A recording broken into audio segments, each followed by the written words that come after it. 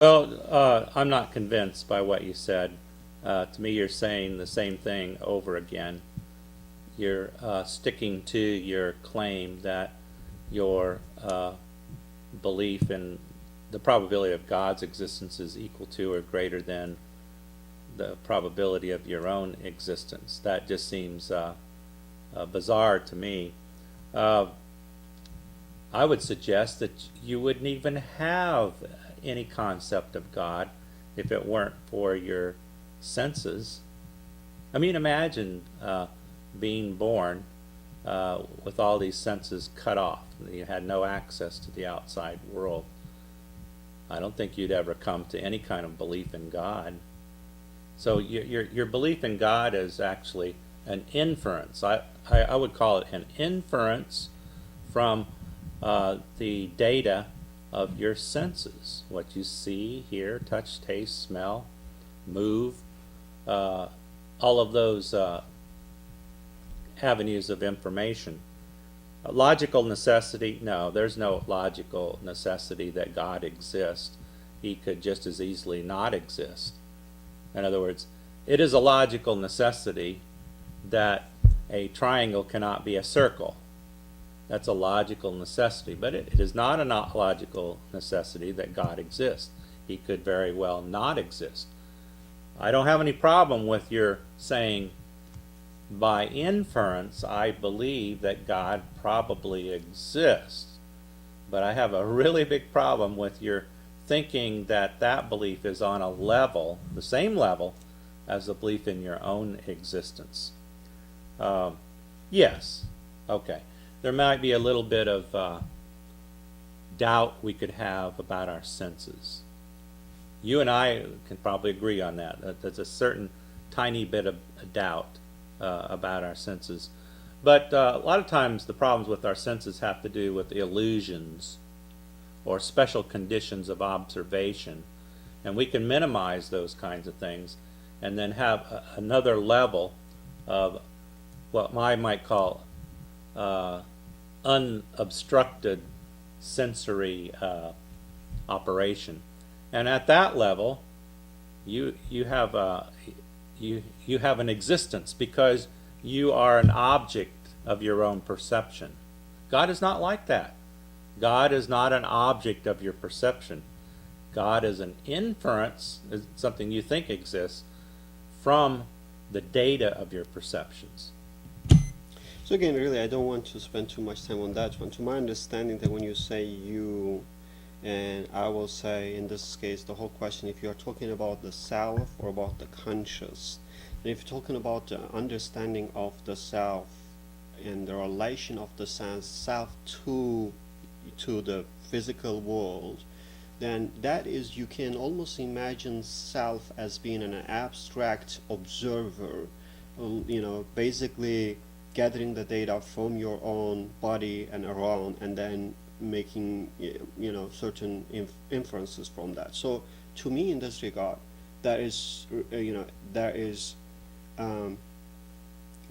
such differences when whether you get this data from your own body or from the other objects around you. The whole question is that how sure you are about, because you are not, in my term, you are not if you define a self as just an atom, then that will be another question. But if you define a consciousness, a self, as sort of the core of basically defining and understanding who we are, then I will say the self will look at your physical existence and will try to see whether you really exist, and will try to really help you to understand what the data you get, what they mean. And I will say what the science now telling us is saying that basically we are, to a certain extent, experiencing a very intensive illusion. What we really see is not the reality, is just it's basically what the tool of the body show us. So it's not really the reality.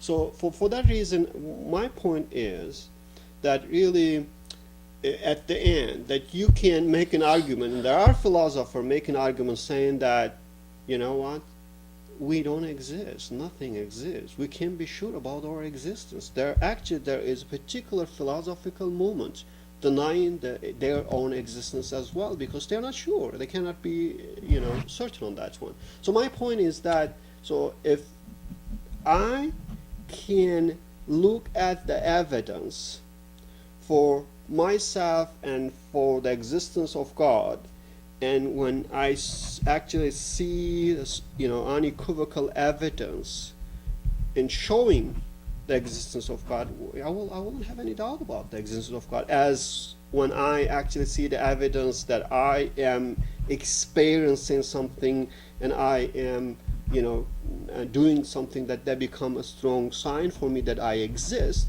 The same thing for me when I observe the universe, I can reach this similar certainty on the existence of God. Well, Najati, Furkan, either name that I might use for you, if you're not highly convinced of your own existence, how can you participate in this debate? And it sounds like you're trying to convince me that you don't exist. I just don't understand that. But let me try to make things simpler. Instead of referring to you and God, let's refer to two other objects. One, this table right here, and the second, electrons. Now, we can have more confidence in the existence of this table than we can have in electrons. Why? Because the table is an object within our sensory perception. We can see the table, we can touch the table, we can move the table. We might be even able to taste and smell the table. And we can hear the table when we tap on it.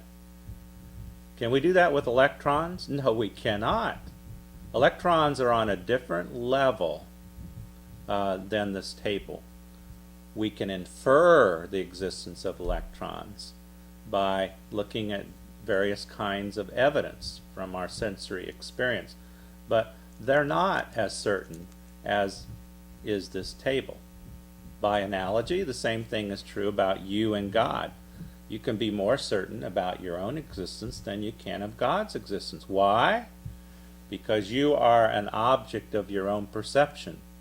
You can look at your arm, you can hear yourself talk, you can touch yourself, you can look in the mirror and see yourself. You can't do any of those things with God. God is something that you hypothesize or speculate or infer to exist from the information that you gain from your senses. And it's on a different level, not as high a level as the knowledge of yourself or anything else that's a part of your perceptual world. I know you don't want to talk about this because it's a difficult thing for you to defend, your statement that your belief in your own existence is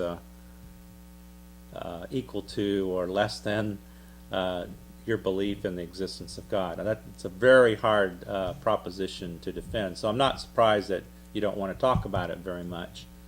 But if you want to just agree to disagree, that'll be fine, and we can move on to other things. Okay, so we'll do two things at the same time, and I will actually shift the topic, but at the same time answer your questions. But I will answer the question through another set of questions. Now, as you know, there are a lot of discussion that whether actually human ever been in the moon, and there is now actually a plan by NASA to send human to the moon. And I think it's like 2020 or 2025. It's the kind of goal. Now, imagine that they actually send both of us with this spaceship to the moon. So we are, part of the team. They send us to the moon, and we arrive to the moon, and it was really good, nice trip. We made a tour for 10 days. And after that we were supposed to come back, but then when we tried to turn on our spaceship, it didn't start it. It actually didn't work. now, and we work hard, try to fix